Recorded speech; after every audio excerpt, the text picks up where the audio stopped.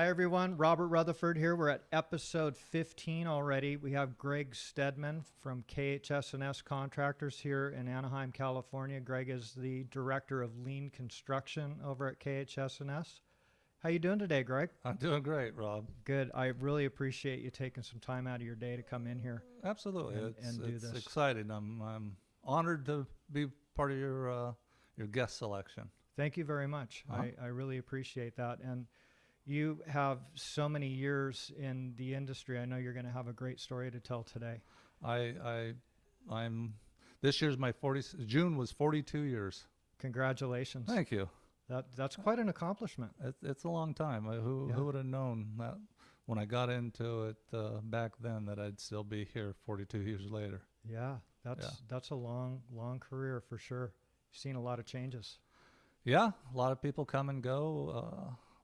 Met a lot of people, a lot of influences on my life over that course of time, and really my entire career. I've lived my entire life within a 50-mile radius of Garden Grove. Is that so right? My entire career has been based right here in Southern California in the Orange County area. Obviously worked all over, everywhere. Yeah. But I'm truly the native California. That's awesome. And in Orange County too. Exactly. That's really awesome. Yeah. You never had to dork around with LA County. Correct. Yeah, because that's. I worked there, but Yeah. And but never lived there. definitely a difference. Correct. Yeah. Yep. So who ended up getting you into the trade? My father. Okay. We're kind of a union family. He started off as a roofer. Then he was a financial secretary at 2361. Then he was moved into the district council. Mm-hmm. So he was a union rep. And my older brother, Terry, who's 5 years older than I am, started in the tracks. He was a piece worker. Mm-hmm. And I'd go out and nail off with him as I was going through high school and all that. So I kind of followed in the footsteps of my dad and my brother. Mm-hmm. So it's kind of interesting and Terry made good money back in those days. Yeah. And growing up in Garden Grove, I believe you know Mike Oles?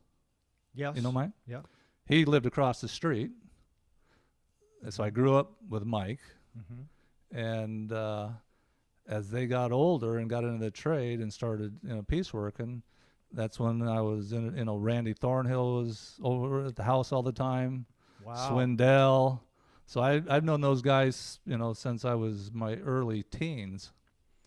And in fact, I saw Randy a few months ago and was talking about him dragging me out to a job site, a track to nail off for him in his blue van that he was, and Randy kind of shook his head, said, "You remember that far back, my blue van?"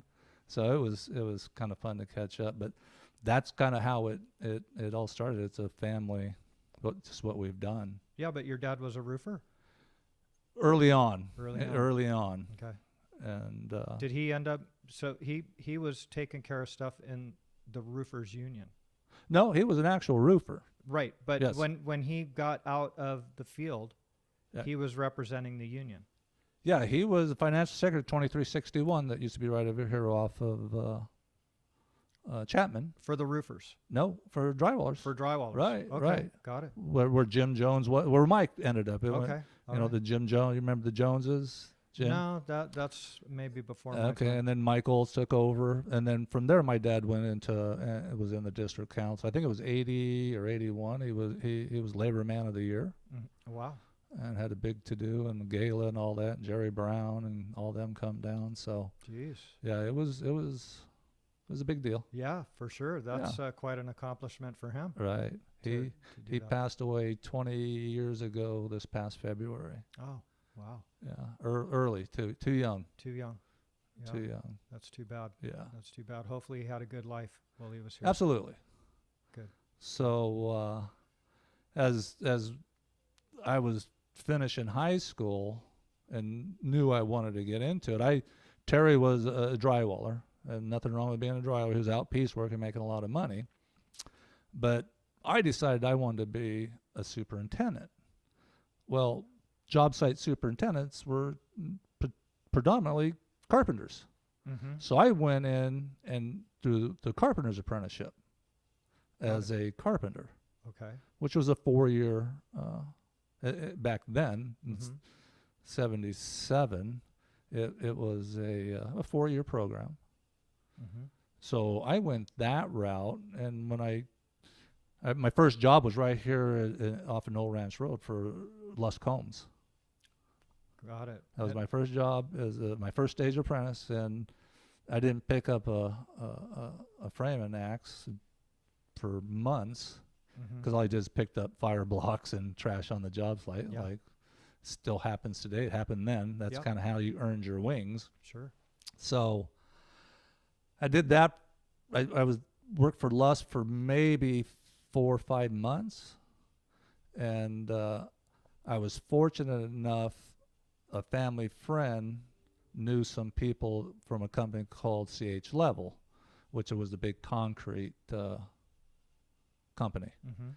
And he got me on with CH Level at the water treatment plant on Brookhurst and PCH. Yep. Yep. It's a So I monster. spent, so I became a form setter. Mhm. I spent like 2.5 years at the water treatment plant down in off of Brookhurst and PCH. PCH. So I went through to get to a journeyman as a Class A carpenter. Wow. Right. So, I worked for Dell, I did some jobs for Del Webb. I worked on the bridge from the Bonaventure Hotel to the parking structure. Mm. So my background starting the trade was as a Class A carpenter. You were a real carpenter. Oh, yeah. Yeah. Oh, yeah. Yeah. And framing with wood and finished carpentry and Oh, yeah, forms. through that process, I went to a company called Geostructures, which did concrete, but they had, I worked on down at Irvine Auto Center. Mhm. We built that project, and then they went in and we did a lot of the finishes inside. So I got a chance to go in, and I got to where I could go in and do some of the finish work. And I did that for a little while. They kind of let me transfer over, and I worked on that side of it. So I've done quite a bit of finish work. The coal towers down in Newport, the big glass towers. Yeah. Mhm. God, it has been a long time. I did at that time, I don't know if it's still there, we did all the oak ceilings in the lobbies of those. Yeah. That's one of some of my finish work. It may still be there. I haven't been in those towers in Yeah. 30 years. Yeah. So you're really well-rounded. I mean, you went from wood framing to metal stud framing to, were you doing acoustical ceilings too? No, never really got. I mean, I can do them. I've done them Yeah. in small sections, but I've never done any mass production of it. What really got me over? So as I was going through that portion of my journey, Terry had gotten out of piecework, and he'd gotten into commercial metal studs. Mhm. And out of piecework, I'd do your 40 hours a week type. And he was working for Gypsum Enterprise, Bob Anderson. Yes. So it was the early 80s when we hit a mini recession. Remember, we used to they were rationing gas and, Yep. Yep. odd and even Mhm. numbers on your license plate would tell you get gas. Yep. So as a Class A type carpenter, it could be a 50-story building, but once you come out of the footings and certain things, there wasn't a lot for you to do. The drywallers came in, Mhm. and they'd be there for months on end, framing the interiors, right? Right. So Gypsum was doing Hollywood Presbyterian Hospital. It was a Pierce, Don Gander, Pierce Gypsum joint venture. Carl Huck was their main superintendent out there. I don't know if you. No, I never. Carl's met. an older. He was an veteran. Yep. So Terry talked to Carl, and got me a shot. Opened the door for me. Sure. But Terry says, Carl's going to hire you. And did you ever know any of the Lowen brothers, Danny or Dave Lowen? No, I didn't. No. They were long-time Gypsum general superintendent and superintendents. Oh, I know Danny. Yeah. Yeah. Okay. Yeah. Yeah, I know Danny. Oh, yeah. Yeah, I would go over there on Thursdays, and they would be giving the checks out. Okay. and have a few beers with those guys over there. And you know. Jack Hoover, yeah. Yeah, and Bob would come out of the office and BS with us and stuff. Right, And right he's- there off of Red Gum. Yep. Yep. Yep. And Dan, now that brings back memories of I always just knew him as Dan, Right. but now Yeah, good people. Yeah, very good people. So Terry says, yeah, Carl's going to give you a shot, but he I kind of told him your background. So he says he'll start you out as a third stage apprentice. Wow. So it's like, okay, well, I don't have a job. It's tough. And he's on a 14-story hospital, which is interesting in itself, because if you're in the trade, hospital work is a completely different world. Absolutely. Right. So my first shot was in a hospital. Right. Mhm. So I said, okay, yeah, I'll come out as a third stage apprentice. It's a paycheck. Sure. Right. So I went out and, started, Terry says, all right, you need this clamp. And within, I think it was probably less than a month, Carl came out and says, okay, you're going to work out. You're a journeyman again. Yeah. So that's kind of where the transition started. Carl Huck gave me a shot at metal studs, Mm-hmm. and I've stayed in it ever since. Yeah. That's awesome. Yeah. That's a great story. Yeah. That's a great story. It's you got to have breaks in your career. Yeah, and the thing is you didn't look at that as your ego didn't get in the way. Like, so Right. you were a journeyman. Oh yeah. You had been working for years, so you paid your dues and all Yeah. that stuff. So a lot of guys would be like, "Fuck you, dude. I'm not going to do that. Right. I'm not going backwards, dude. I can run this shit." Right. And so you stepped back and you said, "Yeah, I don't have any work right now, so I'll do this." Sure. And you shut up and you put it up. And within a month, you were a journeyman again. Right. Yeah. And it changed my, that, if you want to say it, that decision Yeah. changed the course of the last 40 plus years of my life. Yeah. Yeah. So, sometimes your ego can put you in the wrong position. Yeah. A lot of people have trouble with that. Yeah. Absolutely. And that's really nice to hear that you were, yeah, okay, I'll do that. Yeah. And you just prove yourself. Yep. So I spent on and off for that next 10 plus years with gypsum. Did some stuff with Pierce. Did some, we built. I think Pierce. I think the second job I did with Pierce was Pomona Valley Hospital. Mm-hmm. So it was a lot of hospitals. Anaheim Memorial here with Bob. Mm-hmm. So I had a lot of hospital work with them. Yeah. It got slow again in the early 90s, Mm-hmm. right? Yeah. So I've worked with a handful of companies, and literally a handful. Mm-hmm. Raymond was one of them. I had to fill in the early 90s, I believe it was. They were doing Tyler Mall. Mm-hmm. Yep.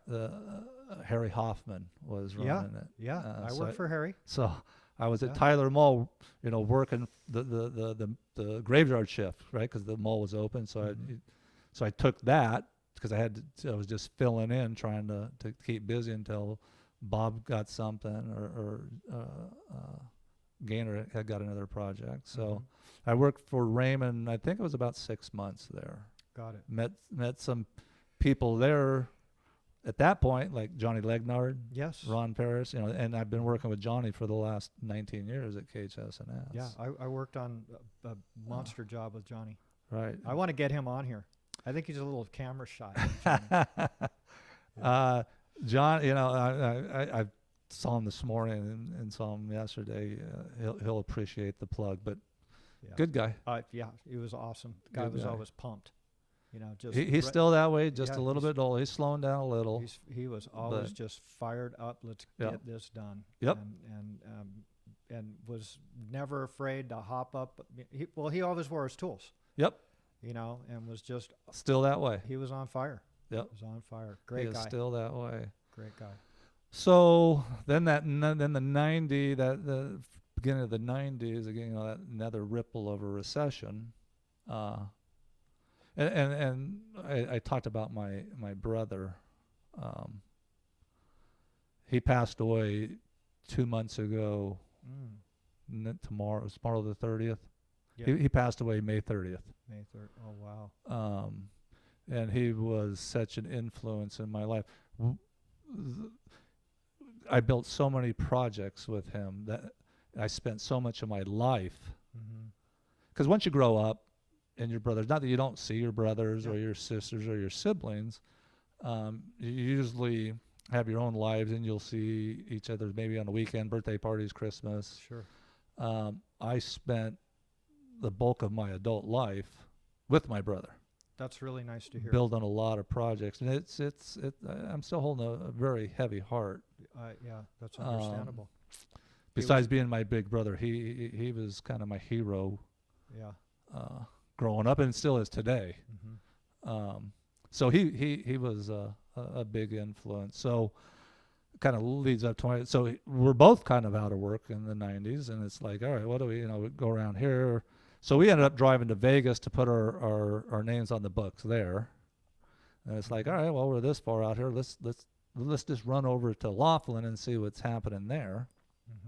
Just trying to find work. Sure. So on the way back, Ron Hudson calls Terry, or someone from Superior calls Terry, and offers him a job they were doing Harbor UCLA Medical Center. So again, as my big brother always looking out for me, within 2 days gets me on. So now we're both working, and it was I believe that was Ron's first hospital. Oh, wow. Yeah. Right. At that point, Ron was doing a lot of mall stores, Charlotte Russes, and all that. And he started growing, but that was kind of his bread and butter at that point. And then to take on a hospital is like we said, a whole different world. And I've had enough. Like I said, I've probably worked on 10 hospitals up to that point. Yeah, you had the experience. I had the experience, so it was an easy sell for Terry. So that's when both of us started with Ron. I think it was late 91, early 92. And then I spent the next 10 years with Ron. Oh, wow. Wow. So I was with Ron for that length of time. And great experience, great guy, good people over there. Yeah. Yeah, he's got a lot of great talent over at that place. Right. He really does. So, and then, I kind of worked my way up. So I was, foreman for him, and then I was a superintendent. And the last project I did with Superior, I was doing the second phase of Irvine Spectrum. Got it. So I can't remember who did the theaters. Might have been Brady. But then after that, Superior did the second phase, third phase, and fourth phase, which I was the superintendent on. And that was kind of my first, obviously you've been out to the Spectrum. Oh, yeah, yeah. So that was kind of my first real introduction to theme work, if you want to call it, all the arches and the FRP and all the casts we were doing. Right. Because that was in our contract, which was kind of a blessing in disguise for me, because where it was going to lead me. Yeah. So made my way up to superintendent, was doing a lot of their big work for them. And actually on that job, Church and Larson was doing the lath and plaster for us. Okay. They were sub to Superior. They would come out and doing the lath and plaster. And about halfway through it, Dave Corona, Dave? Oh, yeah. Big Dave. Yeah. Left, and he went to Khs&S. So he started with Church and I believe so. Well, I don't know if he started there, but he worked for them. Oh, yeah. I didn't know that. Yeah. Interesting. I believe, I'm 99.9% sure, that's where I met Michael Neville. Is that right? Because he was either an estimator or a project manager, and he would come out to the site to chat. Yep. That's when I met Michael. He was at Church and Larson. Right. Yeah. So that's when I first met Michael. Yeah. And so so Dave Corona had left, and he was over at Khs&S. I mean, yeah, at Khs&S. Which was really new. Yeah, it started. Dave and Jeff opened, started the business in '97. It's, I don't know, remember. And their first job was the Paris Casino in Vegas. Their first big job. So they really started, in '97. Mm-hmm. So I think Dave went over maybe the end of '98, '99, right in that area, maybe probably '99. Mm-hmm. So I'm just chugging along doing my stuff, and for me, I always wanted more. So for me as a carpenter, I wanted to be a superintendent. And you just, if you want to go, you're going to top out as a general superintendent. Yes. If at the field level, that's the holy grail, is to Correct. be a general superintendent. Yes. Well, that's a position that every company has one. You're right. And if you're good at it, you're going to be there for 25 years. Yep. They just don't switch them out very often. No. So that's a very coveted position. Absolutely. If you have the ability to even try to get it. Well, that's what I wanted. So I had a kid working for me named Brian Stone when I was out at Spectrum. And his wife, Amberly, worked at Khs&S as a project administrator. So I knew her through Brian, and we were friends. So she called Brian one day and says, "Hey, Khs&S has a job opening for a general superintendent," because they had been on their third one already. Oh. So they did it internally for the first couple of years and just didn't have the right guy at the point. Mm-hmm. So Brian tells me, "Hey," so I said, "All right, well, heck, I'm gonna call Corona." Mm-hmm. So I called Dave and we talked a little bit. So I said, "All right, well, I'm gonna put in a resume." So put in my resume. A couple of weeks later, get a phone call to come in for an interview. And I think I ended up having at least 3 interviews, could have been 4. RJ Knutson was the area operations manager at that time, who's over with Michael now. Right. You know RJ? Oh, yeah, yeah. You can't ask for a better person. So that's who I worked for. It was RJ. He was my boss. Mm-hmm. And so hired me in April of 2001, and have been there, 19 years now. As the general superintendent. Well, I got hired on as a general superintendent, and I think I did that for 7 years, and then Phil Chernay and Dave Suter says, "Why don't we try you as area operations manager for the corporate OU?" Mm-hmm. So I was moved up to the area operations manager. So you went higher than you thought. Exactly. Because your dream was to be a superintendent. Exactly. And you hit that. Hit that. I was pleased as punch. Yeah. To have my career as the GS of Khs&S. Yeah. And they offered me the job, and I took it. What was interesting about it for me is as a general superintendent in the field world, you are the top guy in the company. Yeah. You're higher than an area operations manager, right? Mm-hmm. Because you're the interface for everything that happens out there. Exactly. So, I'm thinking to myself, well, this is a promotion, but really for me, it's a demotion. A demotion. Because it's taken me away from that's all I've done is. Mm-hmm. But I figured, okay, I can still do. So now you're a third stager again. Yeah, in a lot of people's eyes. So, did that for 5 years, and in between that, they created the new title. Instead of area operation manager, we were regional vice presidents, because at the time we had 6 offices. Mm-hmm. We're down to 5 now. So all those area operations managers were then known as regional vice presidents. Okay. So then Dave and Phil, we have to try to invest in our field and try to make our field more efficient, training, mentoring, developing, and how do we do that? So in the last 10 years, the term lean has been around. Toyota Yes. started it in manufacturing 50 years ago.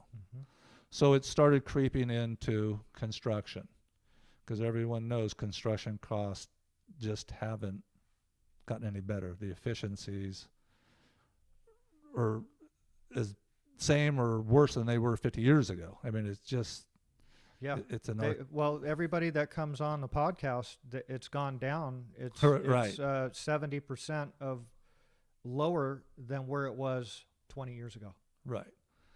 So the whole process of lean, how are you more efficient? How do you reduce waste? That type of stuff. So Rob Walter, who's a senior vice president in the company, he went to a couple of what they call LCI Congress. They have a big Congress each year that anywhere from 7,000 to 8,000 people all over the country come in and have breakout sessions and try to educate people on how to reduce waste. So he started talking with Phil about it, and Phil and Dave said, well, this is something that we may want to try to introduce into the field. So they came to me, said, this is what we're looking at. To introduce stuff to the field, you better be a field guy. Absolutely. Because if you're not a field guy, they will sniff you out real quick and it's not going to go anywhere. There's a certain line that people can't cross. You either were out there or you weren't. Getting cut up and getting dirty and going through what you go through in the field, right? Correct. Or you weren't. And there's only so much that you can learn out of a book, and the language and everything. Exactly. Right? Yeah. Either you've worn my boots or you haven't. If you haven't worn my boots, I may listen to you, but there's not a lot to it because you don't know what you don't know. Exactly. So, okay, I'll take on another role. So I've been involved with that for the last 8 years, trying to develop a curriculum. We have foreman training, and again, we go back and we can touch on training versus development. Sure. So when I say foreman training, it's like I said, you can train a foreman to do an EWA ticket. You can train a foreman to do time cards. There's certain hard skills you can train a foreman to do, but you have to develop them, which takes time. And I was having a conversation with Amberly a couple days ago about this, and she's been head of our HR for I think 10 years now. Great person, good person to talk to, and we were having the same conversation. I said, because I'm a big person on words have meaning to different people, so you got to really pay attention on the words you use. So when someone comes up and says, we want you to train foremen, first thing I think of is, well, you don't train foremen. And most people that are in the trade, I would think, would have the same thought process. You don't train foremen. Right. You can't have a classroom and say, okay, I'm going to send you 10 guys in there for 6 weeks. When you come out, you're a foreman, and you can go out there and run those 15, 20 guys. Yeah. This doesn't happen. No. So as she's telling me this story, I'm thinking of your uncle, because developing someone, you have to have seat time. Yeah. Right? Yes. You just have to go through the process. And I said, that's interesting, seat time. She said, whether it's true or not, it made sense to me. She says, do you know where the term seat time came from?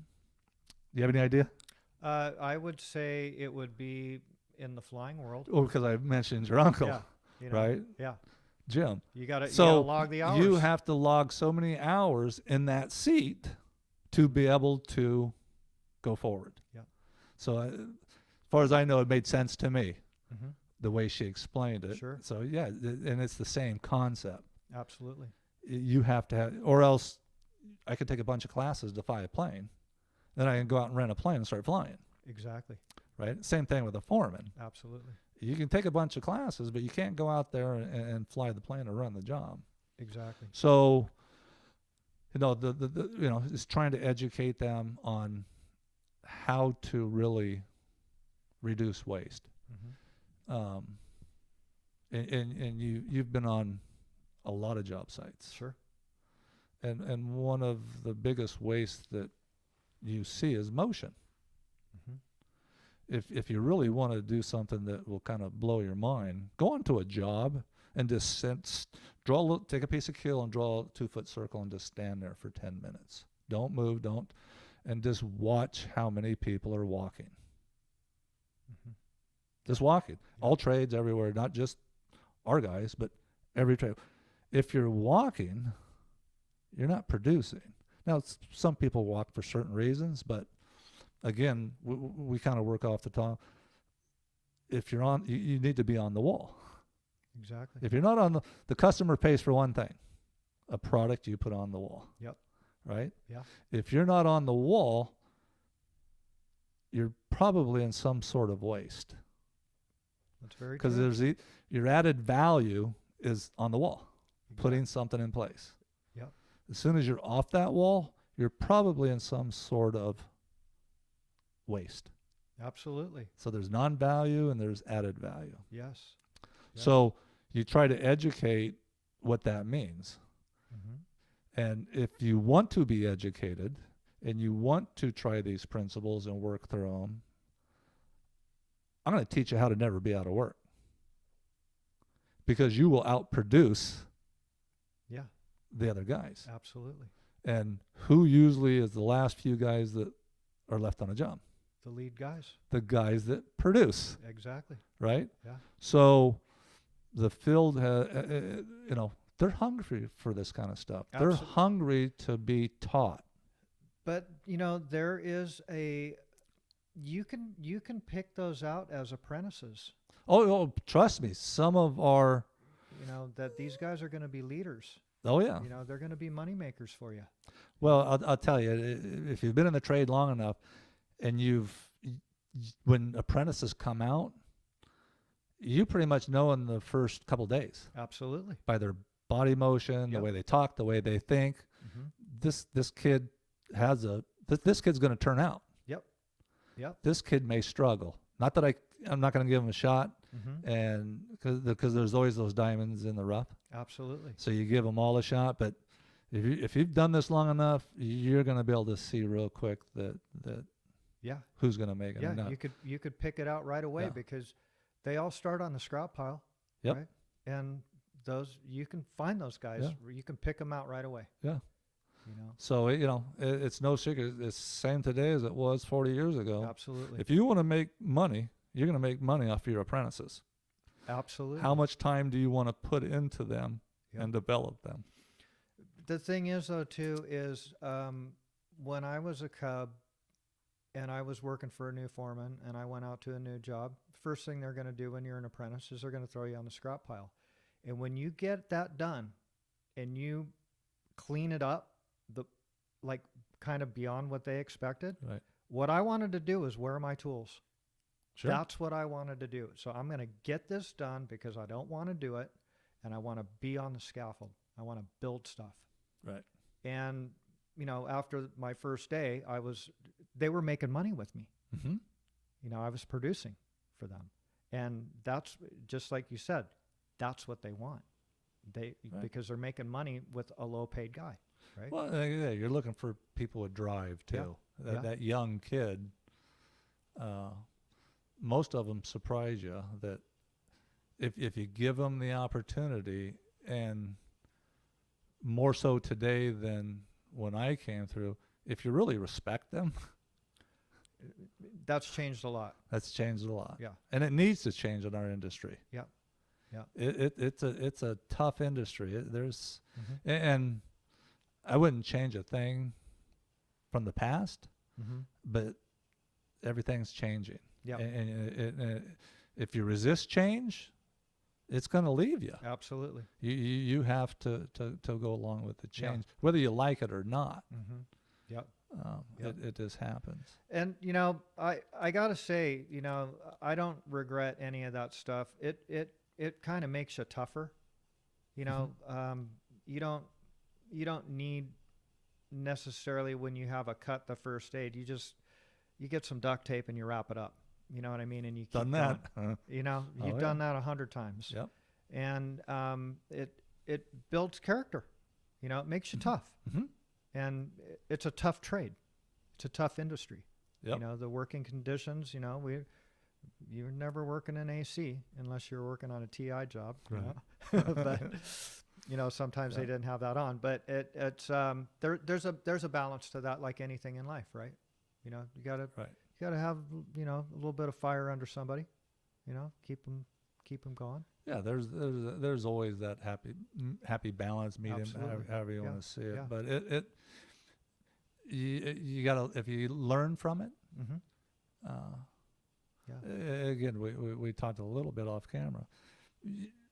Me, you, most people in life, you have a lot to do with where I'm at today. Mm-hmm.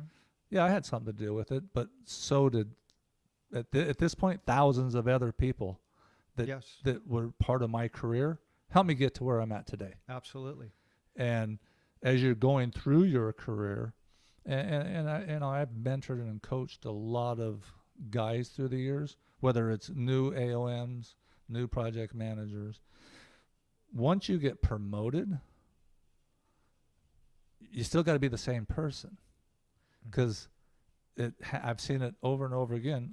This guy gets promoted, and now because he's at a higher rank, he becomes a different person. Mm-hmm. Well, you got promoted because of who you are. If you change, the people that got you there will let you fall. Absolutely. So that's a big deal, and it's hard for people. But if well, that's the ego. that's where the ego comes into play, and they think that they're better than you. A lot of people will get promotions and they'll think they're better than you. So that's the hard part for foreman, is I've come up through the trades, mm-hmm. or through the ranks, mm-hmm. and I've had someone on me telling me, and I won't say the typical foreman, because that's unfair to a lot of hardworking guys out there, but I'm your boss, I'm going to tell you what to do, so on and so forth. Well, I've had that happen. I've been listening to that for the last 15 years, and now a foreman. So now I'm going to, that's what their model, that's what they see. Indoctrination. So when they get to that next point, they just follow what they know. Mm-hmm. Yeah. So again, not everybody, I'm not trying to blanket the entire industry by any stretch. Mm-hmm. But that's what I've seen, mm-hmm. and then it's just, and that's the kind of stuff I try to work with as our foreman. Those guys are going to make you. They're going to make you successful. They're going to keep you a foreman, because you can't do it all by yourself. You need their help. Exactly. So if you want them to help you, they got to want to help you.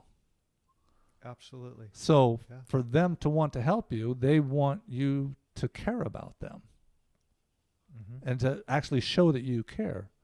John Harbaugh does there's a 2-minute video on servant leadership. And at the end of it, it says, if you want people to think you care about them, then you actually have to care about them. You really can't fake that. Right. That's so and again, the people that start moving up the ranks, it's because people are pushing them up the ladder. Mm-hmm. And if your ego slips in there somewhere, mm-hmm. it's usually a detriment. Yeah. The other thing is too is there's opportunities out there all the time, and you have to be ready to take that opportunity and see that door opening. So you have an awesome personality you had a vision, right? You mm-hmm. wanted to hit this goal, and you did, and you went beyond that, which that wasn't in your vision when you came up. Right. And you were ready to take advantage of those opportunities, and you paid your dues to get to that point where they were offered to you. But sometimes opportunities come up for people and they doubt themselves and they miss that opportunity. And I think that there could be some regrets Right. later on that I shoulda, coulda, woulda Right. type of thing, right? Yeah. But it always sounds like you were always ready, willing, and able to move up the ladder and do what you needed to do to get there, and pay extra dues to get there. And that is an awesome Right. quality. Well, it's kind of interesting you said that. Many years ago, when Dave and Phil Chernay promoted me to an operations manager, and I had done it for a year, in the position for a year or two, and we're out at lunch, and Dave's talking about some certain things, and I just looked at him and I said, "I'm a carpenter, man, right? I'm a carpenter, and you got me doing this." I'm wearing fancy shirts and Gucci shoes, right? Yeah. Versus my Red Wings and my Levi's and my T-shirts with the holes in them. And he says, "No, you were a carpenter to get you where you're at today. Mhm. It was just part of your journey." Yeah. I thought about it. And it's like, yeah, you're right. Dave is one of the best motivators and people I've been around in a long, long time. Not even that, in my entire life. Mm-hmm. Both him and Phil have really changed how I view life, how I live life. I mean, I've been there 19 years, Yeah, which is a long time it is. in my book, Sure. because I went from Superior, which was growing as a company. Not that they weren't a big company. Then I leave there as a superintendent to come to a general superintendent. Well, I probably picked the biggest and aggressive and most innovative company I could have. Yeah. And when I came over, I knew Amberly in the office and Johnny Legnar. And some handful of guys in the field, because I've been here my entire career. And I walked into Hollywood and Highland Mm-hmm. project. Yeah. I think we had 250, 300 guys out there. We're getting ready to start Morongo. I mean, I walked into, That was a monster. I walked into the Yankees, Yeah. right? Yeah. Now I'm playing. So it was kind of fueled by, go out there and do it. Yeah. And Scott Wood was the general superintendent at the time, and they were going to move him up to area operations manager. And I spent about 4 days with Scott. He says, "Okay, well, I've showed you every job. Now it's yours. Here you go." Here you go." And here I'm 19 years later. Wow. That is really a great story. That's really a great story. And but you were open-minded, and you wanted to move up, and you wanted to do better. Right. You always wanted to do better, and you'd never let your ego get in the way. Just by you saying that, your brother getting you in and you starting back at a third stager again, not too many people would do that, especially if they were a journeyman. Well, I had my first child at 20 years old. My oldest son I had at 20, which he just turned 40 in June. Wow. Right? Right, exactly. Yeah. And I have 3 kids, Kyle, Kelly, and Kevin. Congratulations. Thank you. We got stuck on Ks. Yeah, sounds like it. And then Khs&S. Exactly. And then my oldest son married Christy with a K. Uh-huh. And then their first my first granddaughter is Caitlin. And then my second granddaughter, they broke it and named her Taylor. So Okay. thought we'd love it. So my point is I grew up really fast. Yes. So either, and again, over the years, people would say, "Well, you really didn't grow up. You had to grow up, and you missed this. You couldn't do that." Looking back on my life, I wouldn't change a thing. One, I'm young with my kids. Sure. And 2, it molded me into the professional that I think I am. Mm-hmm. Because either we can be a father. A lot of men pretty much every man on the earth can be a father. Mm-hmm. Then you get to make a decision. Okay, I'm a father, and now do I want to become a dad? Yeah. And a dad takes care of you, he supports you, he molds you into who you are, and he is in every day of your life. Mm-hmm. So it's like, okay, I'm I'm 20 and I need to go to work every day and I can't miss work and I can't lose my job. I mean, for 3 kids wearing my bags, you can't. If you're living check to check, you can't miss a week. You know how long it takes to make up a week's wages. You're going backwards. Right? Yeah. So it's like I got to do everything I can do to make sure I never lose my job, and I can't stay home sick. No, I'm going to work. Well, with that mindset, that's the foreman you're working for or the superintendent. That's the kind of guy they want. Absolutely. Because they want to count on you. They can count on you. He's coming in sick. He's going to show up. Yeah. And it's rubbed off onto my kids because my youngest son, I think he was in the 7th grade before he stayed home one day sick. Is that right? And he was really sick. Yes, because he knew just by seeing and living, and you don't get to stay home. That's your obligation. That's just what you do. Yeah. So it's kind of interesting how that works out. Yeah. That's a big problem in the industry with these apprentices is showing up on time and showing up to work and being people are depending on you. Right. They want to get this thing done. Absolutely. You're hired to get a job done. So that's a problem that I've heard from guys that have come in here because we talk about the apprentices, and this really wasn't put together for like our generation or guys that are older than us. It was for this young generation that's in right now, and guys that are younger than these, 24, 25, 26-year-olds that are in the game, and to see that the dues need to be paid. The dues are always going to continue to be paid. You're still paying your dues. Sure. So yeah, absolutely. It doesn't stop. And if the sooner that you can realize that, maybe the easier life will be on you too. Right. There's only one way off this ride, brother. And we know what that is. Yep. And so you want to you want to do a great job and you want to have integrity. And if your boss isn't making money, you ain't making any money. That's how it works. That's right. That's the bottom line.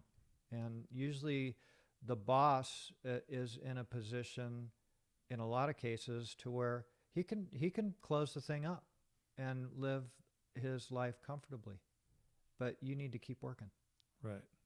It's definitely a performance-based business. Absolutely. And kind of going back to, as a guy on the wall, a journeyman, apprentice, whatever it is, it's about his performance. Yes.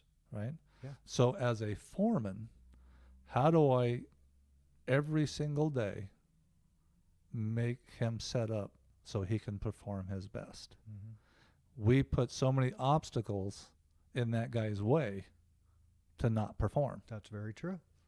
So if as a servant leader, as a foreman, the more I can set them up, because if they perform, then I'm going to keep my job as a foreman. Sure. Because I know how to set you up. Big one for us is material at point of use. Absolutely. Right? Yeah. Their material should be no further than 15 feet from where they're working. Exactly. Because if you're planning your work, you know where they are working tomorrow. So put their material tomorrow. Over the course of my career, when I was wearing leather on my hips, many times I get to work and it's like, yep, you're going to frame that, then you're going to frame that. The board cart's down on the first floor, grab it, your studs are up on the 3rd floor. Really, you're going to pay a journeyman to or I'm going to stock my own material. It just starts off. Yeah. But I still need you to get a bunch of production. So it's that kind of stuff that, and that's just the start of it. But we this is how parts of it I try to explain. Added value is putting something in place. Yes. Right? Yeah. So to build that wall is added value. What do you need? If that is that, what do you need to do added value? You have to have the material. Yeah. First thing is the material. Yeah. Yeah. Right? But then you can go further. I got to have the right tools, Correct. Is the scaffold here? right? How high is it? Is everything I needed there Mm-hmm. to do what you expect me to do? Mm-hmm. And the people that are doing the work, guys on the wall, it's like, oh my God, I don't have to do anything except walk 5 feet and get my material. You got it all here for me? Yeah, I have to install it. Yes. And they're happy to do it. Exactly. And, when I was working for Raymond, I worked where I met Johnny Legnard, and we were at Disney corporate headquarters. It was a monster job. It was like 1 million square feet of office, of floor space on this thing. And there was a guy out there, his name was Steve Heckathorn. And what he would do, we had to build these exhaust towers, and they were all radiused and everything. And what this guy did, he does exactly what you're talking about right now. But he went even further than that. He even did the stud layout. He laid it out. Every piece of material was out there. These things were staged, right? The scaffold was up. And that is how he knew how good you were. So a guy that was walking back over to where Steve had the plans and stuff and saying, hey, what do you want me to do? He's just putting a check mark down. Okay, well, this guy, we need a check for him. But all the material was there. The stud layout it was done. All you had to do was install it. That was it. Mm-hmm. And it was brilliant. Never forgot it. It sounds easy, but it sounds easy. And the key component is you have to be able to plan. Mm-hmm. Absolutely. And plan for your guys. Mm-hmm. And that's what's really going to start separate. It's always what separated foremen. Sure. The guys that can plan the best have this done so that their guys actually have the opportunity to get the production rates that you need to get to make your project successful. Mm-hmm. Yeah. And a lot's played into that over the years with JHAs now and the way we do safety now. Mm-hmm. There's more paperwork from the GCs, the architect. We're throwing more at these foremen to try to control, and we're taking them away from managing their crew. Yes. So as a company, we're trying to get rid of all that. No, as a foreman, you manage that crew. Mm-hmm. Then I have a general foreman to do certain, right? Yeah. But it's easier stuff slips down to them to do. Mm-hmm. And that's what you need to get away from, because they can only do so much. Sure. And the most important people on the job are the guys, men and women, on the wall. Absolutely. That's what you have to focus on. Everything funnels to them. Exactly. Well, you can take off a job. You can bid a job, right? Throw the numbers at it. But the way that job gets done is the guys that are installing the material. Yep. That's what the name of the game is. Right. So that is the deal, is the men on the job, men and women on the job. Right. And it's pretty basic. It's like basic math. And it's always been that way. Always been that way. There's no magic there, even today. Yep. Same. It's the same thing. Formula. It really is. So that is really an awesome program that you guys are doing to build the future of the industry. Yep. To make these guys efficient. Trying to improve. Yeah. It's, and I'm not going to get into the whole lean concepts and all that, because it's just, at the end of the day, it's respect every individual. Yeah. And continuous improvement. If you're not growing, you're dying. That's very true. That's very true. And you got to flip the script on respect. Mm-hmm.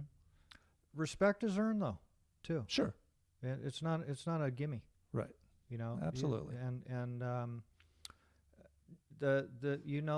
ones that are earning it. They're trying to please you. Right. Not that you're this god or anything like that. Right. That they have to do that, but it's I don't know. It's a state of mind. Sure. And most people are driven to move up, not backwards. Right. And not everybody's that way either, and not everybody wants to take on the responsibility of being the foreman on the job? Because that's a lot of responsibility. Well, whether it's today or it was 30 years ago, you become a foreman and you get $2. Exactly. Oh boy, I get to be on the site for 12 hours a day and Yeah. take all those for $2. Exactly. Well, you don't do it for the money. Right. If you did it for the money, no one would be a foreman. Trust That's me. true. Yeah, absolutely. It's it was never worth something burns in your belly it. that I want. And I talk about sayings, and my youngest son recites this all the time because I burned it into his head because he's the youngest the most. If you're not the lead dog, the view never changes. That's right. That's right. Right? Exactly. So he's always trying to be the lead dog. Yep. Which you have to push yourself, or else you'll be back Mm-hmm. behind on the sled dog trail, right? You got it. And You got it. Yeah. if you're the lead dog, your view is always changing, Right. which kind of takes you back to what you said. Getting to a general superintendent, you're pushing to be the lead dog. Mm-hmm. Yeah. And who knows what happens after that? Yeah. Well, Because you're the lead dog. Yeah. Look what happened. It creates opportunities that I had no vision of even attempting. Yeah, but companies like Khs&S are super progressive, Without a doubt. and always wanting to make things better and doing massive jobs. I mean, how many guys do you have working in the field right now? We're hitting a little low spot, but I mean, within by the first of next year, we'll probably have 350, 400. Mm-hmm. We the types of jobs and the size of the jobs it's incredible. Yeah. And it's fun. Like I said, I touched back on Irvine Spectrum. That was my first taste of theming. Mm-hmm. Obviously, the stuff and projects we've built Oh, yeah. here Yeah. and that I've been a part of and run and overseen. It's incredible. I mean, we just finished up Star Wars. Yeah. Well, we had Diamond Fur out there. Exactly. Yeah. And hey, Stacy, thank you again. Because he recommended it. Right. To the architects and stuff out there, and that thing was incredible. I got to go out to the site, and they were just getting ready to install it, so they had some questions on what goes where and how it gets put Right. together, and you guys have always had just really super open-minded people working for you. Mm-hmm. Even in the field, the lathers that were out there and stuff like that, asking the proper questions. Right. Progressive, super progressive. And that was a good feather in our cap Right. over here. Well, to be able to do it that. starts with Dave and Phil. Mm-hmm. I mean, that's always been their mindset. If I've heard it once, I've heard it 10 times from Dave. Mm-hmm. We'll get it, and we'll figure out how to build it. Yeah.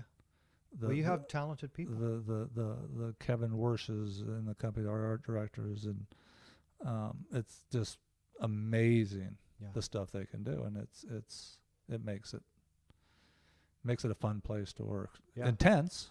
Don't get me wrong. Sure. You're not doing projects that size with that kind of demands and those types of clients without some pressure. Absolutely. But if you Absolutely. want to play in the Super Bowl, you're going to feel some pressure. You betcha. You bet. You bet. Yeah, that was. But that's just one of many difficult projects that your company has. Oh yeah, You have a massive portfolio. yeah. It's And it's for me. It's I'll call it a legacy. yes. Because it's my grandchildren's grandchildren will see a lot of this stuff. Yeah. And I've thought about this. I turned 60 last year. Congrats. Thank you. But at the end of the day, my legacy won't be about projects. People will associate me with a project and with Khs&S for sure, because that's where I will finish my career. Mm-hmm. And because of the size and the projects they've done, and I really want my legacy to be guys talking about me 30 years from now saying, yeah, my dad said this guy named Stedman with a big mustache told him this and this and this. It's about the people that you influence and have an effect on their life that will talk about you forever. The projects will dwindle, but the stories about how you affected someone's life won't. Well, let me tell you something. This podcast is part of your legacy. Well, thank you. Because this is forever. Right. Okay. This is going to be on the air as long as there's the internet. Okay. Right. So it'll be there forever, and it's in its raw form. Right. Right. So this is you. Well, this is you, and this is me. Thank you now. again for the opportunity. And you have really an awesome man. I wish I could have worked with you in the field. You're very inspirational. Well, thank you. They're fortunate to have you over there. I appreciate that. You're definitely an asset for your company. Right. It's really, really inspiring.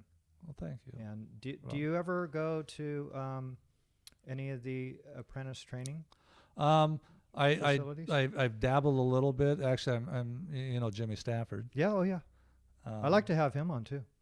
He'd be a good guy to have. Actually, he's coming down. I'm meeting with him next week.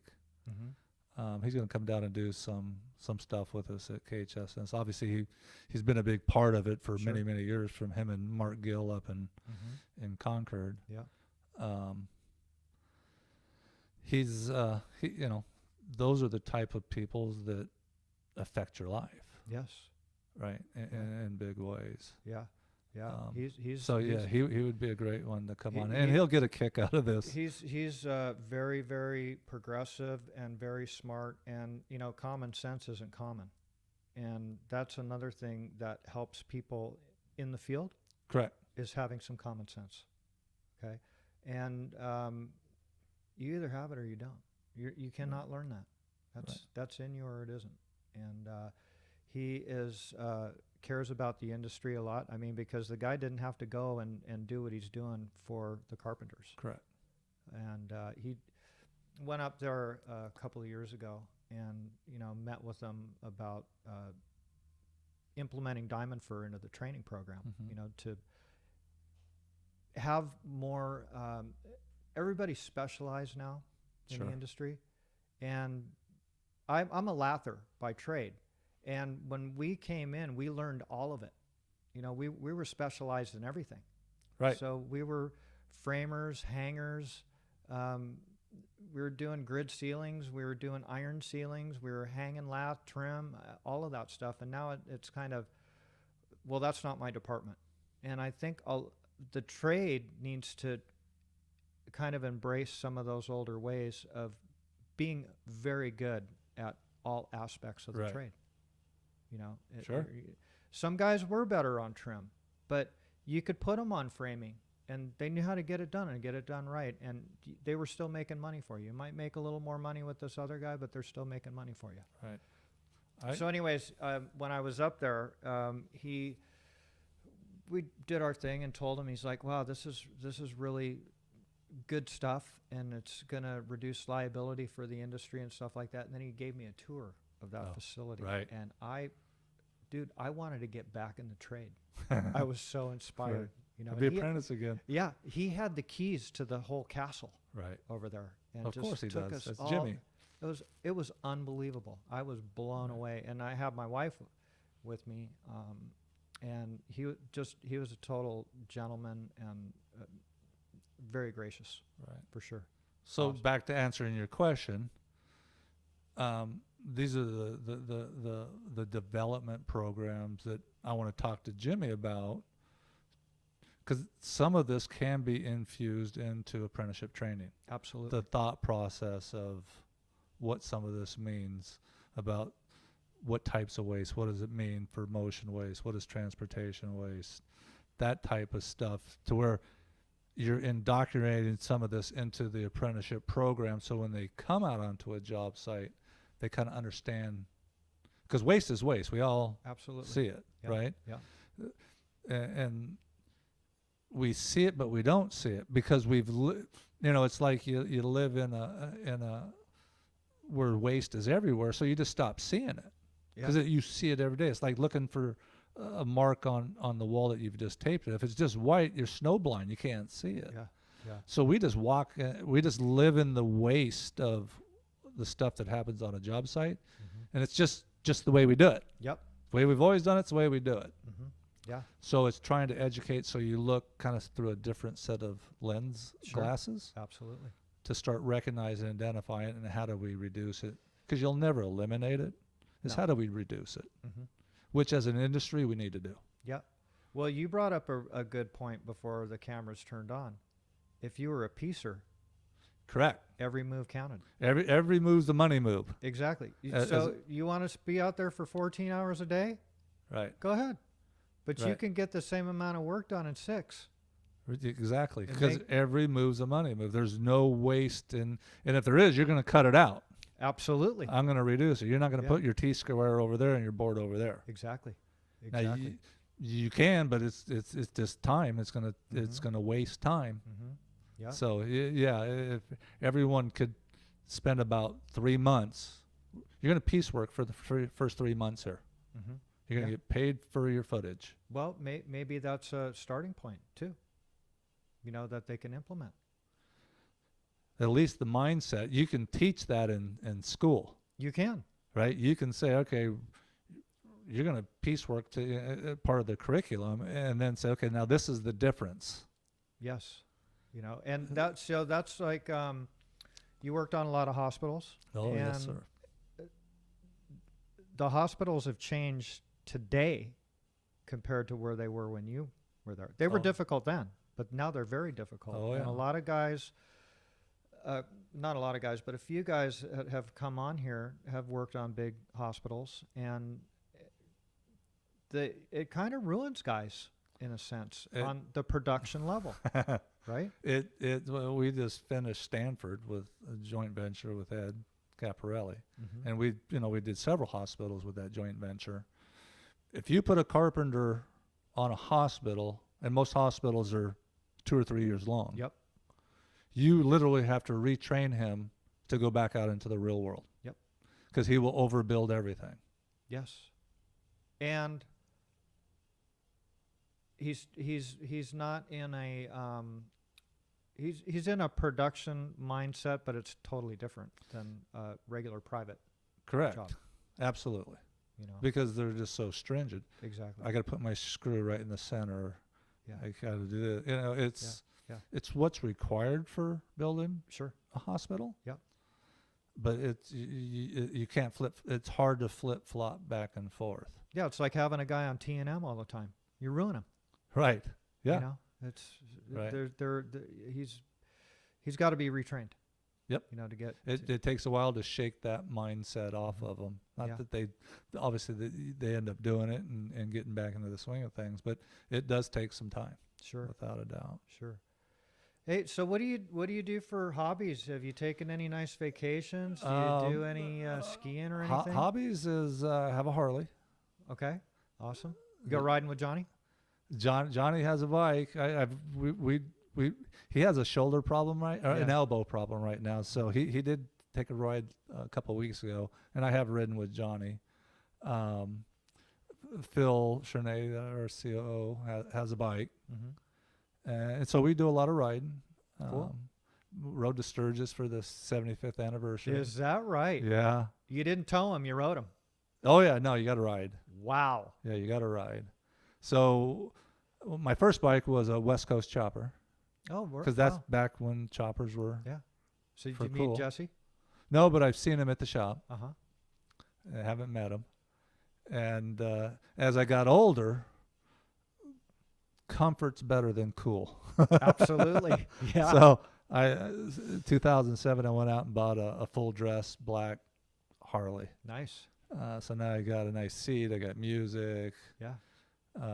So I've been riding a full dresser ever since. In fact, Phil and I are flying to Columbus, Ohio, the week of the 12th of August, because we've done all our rides around here. We've done 3-day rides, 5-day rides, and we do some crazy rides. We'll ride 500-600 miles in a day. Wow. Oh yeah, we made it to Sturgis in 2 days. That is unbelievable. Yeah. So, because he's got a dresser too, so Yeah. it's a touring bike. Sure. You know, we ride to ride, Mm-hmm. and so we're flying to Columbus, Ohio, and renting bikes there, and it's about a 6-hour ride down, and we're gonna ride the Smokies for 5 days. Sounds fun. Just for something different. Sure. And so that's a big hobby for mine. Yeah, I love to saltwater fish. I do 4, 5, 6 day trips. Nice. My granddaughters are a big part of my life. Coaching softball. They're Caitlin is the oldest. She'll be 14 and the 20th of August. And Taylor, the little one, I mean, she's only 2 years younger than Caitlin. So they're a big part of my life. That's nice. Spend time with them. That's rewarding, huh? Oh my gosh.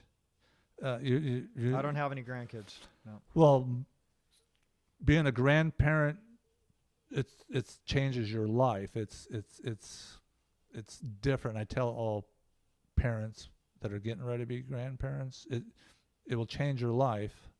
And the fact that Kyle and Christy, my daughter-in-law, they only lived a mile from us, so they were over all the time. And your grandkids can do no wrong. Exactly. So they can bring milk into the living room and spill it, and it's like, oh, darn, let me clean that up for you. Yeah. Versus if it was your kid, you'd be screaming about staying in the kitchen. And why'd you do this and that? Sure. So, and it doesn't matter where you're at, whether it's a grocery store or a gas station, you're looking to buy them something. Yeah. What would the baby want? What does the baby need? Yeah. And for me, the hardest part, and my daughter-in-law and son will crack up when they see this, because I really haven't told them this, but Caitlin was their first child. So I think she was 3 maybe, and they're over. And she's playing with the light switch. Turn it on, turn it off, like little kids do. Mm-hmm. Well, they made her do a timeout because they told her like 3 times to stop, and she didn't. So they made her do a timeout, sat down on the ground, and of course she's crying. And I'm sitting there thinking in my head, it's my light switch, and I don't care that she's doing that. She's having fun. Why are you making her cry? She's at my house. Leave her alone. Yeah. But I can't say it because I got to let them be parents. Exactly. Because I did the same thing with all 3 of them, right? Exactly. But as a grandparent, it's like, you kidding me? It's a light switch. Leave them alone. Right. Yeah. And being a grandparent is the most wonderful thing in the world. Yeah. That is very rewarding. Yeah. It is like Jim, my first guest, Jim Malachowski. Okay. He has grandkids, and he said that that's the grand prize. Yes. To be able to get to that point, you know, Right. and enjoy them and Right. spoil them. Well, I think I said earlier, most sayings are true. Most all sayings are true in life. Mm-hmm. The one that I would say that I would argue is not the truth is it's good to have grandkids because they go home. To me, that's not a true statement. Got it. Because if I could have them with me all the time, I would. Yeah. Yeah. Well, it's a different thing because you don't have to. You know what I mean? Like exactly. Right. So it's sometimes you want what you can't have, right? Exactly. So that's really good, and I'm glad that you're able to enjoy them. Right. You know, that's really nice. So I guess the only other thing is you haven't asked me about my mustache. No, you've always had it. I've So what's the deal? Have you won any awards with it? no awards. No. It definitely goes in and out of style. My youngest son Kevin, who's actually an estimator for us so the Stedman. The Stedman stash? No, the Stedman working in the industry is continuing on through my youngest son. He's an estimator for us in Colorado. Oh, okay. In our Colorado office. Got it. My oldest son isn't in the trade, so Mhm. he went a different way. Mm-hmm. But Kevin's going to keep it on. So he turned 33 in January. He's never seen me without it. Yeah. No, ever since I've always known you to have a mustache. Right. Any beards? No. No big hanger, huh? No. Bigger handlebars though? No. No. This is about as long as it That's it. gets. That's it. So luckily, I do ride a Harley. So when people talk about my gray mustache, it's like, no, dude, I own a Harley. I chromed it. It's not gray, it's chrome. Silver fox, baby. Yeah, that's right. Yeah. That's awesome. So when you go fishing, is it just out of Southern California, or you go anywhere, Mexico and? Well, yeah, we go down to Cabo quite a bit. I haven't been as much because it's been a little crazy. I'll tell you a story that Suter likes to tell all the time. I went down to PV, Puerto Vallarta, a couple of years ago because they fished for giant yellowfin. Not, here you typically got to take a 14 or 16-day trip, or you fly down to Cabo and go out to the islands out there. So it's a long trip to catch big fish. But you go down to PV and it's an 8-hour boat ride, and you get out to Madres Islands, and you can fish big yellowfin, 200+ pound yellowfin. So I said, okay, I'm going to do that. I'm going to fly down to PV and get on the boat. So I did that, and me and a few other guys usually go on with about, I think there was 8 of us on the boat. Some people we didn't know, but there was 4 of us that went down as a group. So there's 3 islands, and the furthest island out is a Mexican prison. No shit. Oh, yeah. Wow. Mexican prison. So, and you're supposed to stay, I think it's 15 miles off the island perimeter. Well, there's a lot of big fish close to the island. And all those boats, there's boats that go down there, and that they kind of bounce in and bounce out to get to the fish, and it's been going on for years. Well, just my luck. We're fishing, and it's you can use binoculars, and you can see huge boils of fish, and they're like a mile off the shore. So the skipper says, all right, we're going, and sun's going down, because most bites are good in the morning, sun up, and then sundown. So he jams in, and sure enough, there's 300-pounders, 250-pounders jumping around the boat. I got video of it. So a guy hooks up, and he gets broke off, and another guy's at the same time. So we get one on the boat, and then it's dark. So the Mexican fella rallies, pull up onto the boat. We didn't see him coming because it was dark. So long story short, they seize the boat. It takes like 3.5 hours to go around the island to the main harbor of the prison. They take us off the boat. They search the boat. They fingerprint us. So I'm on a Mexican prison, right? And it took us like 9 hours to get off of it. And they were not happy because they had caught this skipper there before, right? And after a few weeks after that, some stuff comes out that one of the heads of the prison was at a party and heard someone talking about paying off some of the Federale boat guys to let the other guys fish in there. So now he's trying to make a point. Got it. To really crack down. So I spent, out of my trip down there, I spent 14 hours of it on a Mexican prison island. Unbelievable. So I still haven't caught, one of my bucket lists is I'm going to catch a 200+ pound yellowfin tuna and or bluefin. I've caught marlin and all that, but I want to catch it. So that's my fishing story in a Mexican prison. Wow, if you have Suter on, he'll be more than happy to tell you about it. Yeah, well, he'll have to elaborate on that. Was he on the boat with you? No, he wasn't. Did you call him? From the island? No, they took our cell phones until Probably they didn't let have us any back on the. reception. You don't get no service out there anyway. Yeah, you're done. Yeah. Wow, that was it. Must have made you pucker up a little bit, huh? I wasn't too worried because they're really after the skipper. I'm just on the boat. Yeah. They would have probably taken us boat, but they ended up ultimately letting us go and slapped them on the wrist. But they were saying enough stuff, and they made us line up on the back of the boat, and here comes this Jeep across the island, and like the admiral gets out, and he gets out, and they make you stand there with your hands out. They want to look at the top of your hands, the back of your hands. They'll start smelling them, and it's like, okay. Wow. And you're Mexican. It's not like you can do anything.